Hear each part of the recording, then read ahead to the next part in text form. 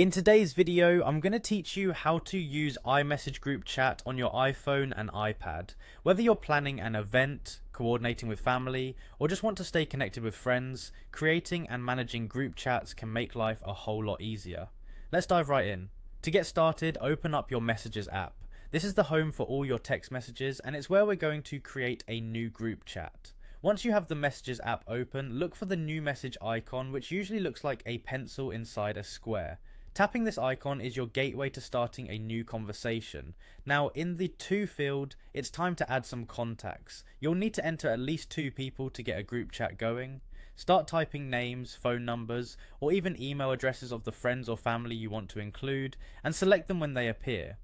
Once you have your group assembled, type out your message and then tap send. Just like that, your group is created. Now, same names of the chats help in organizing all the group conversations. To do this, tap the group icons at the top of your chat screen. This will bring up details about your group. You'll see an option called change name and photo. Go ahead and tap on this. Here you can add a custom name for your group, making it easily identifiable for everyone involved. You can also choose a fun photo or maybe even an emoji to represent your group. Once you've made your selections, tap done to save. Keep in mind this feature is available only in iMessage group chats, which are marked by blue chat bubbles, not regular SMS chats which show as green bubbles. Eventually there might be situations where you no longer need to be part of a group chat. Maybe the event you are planning is over, or you just want to reduce your notifications. Leaving a group is straightforward but can only be done if everyone in the group chat uses iMessage. To leave, open the group chat you want to exit, then tap on the group's name at the top of the screen.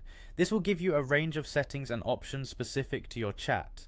Scroll down until you find the option that says leave this conversation and tap on it. Once you confirm, you'll be removed from the group, and there you have it, a straightforward way to create, name and manage your iMessage group chats.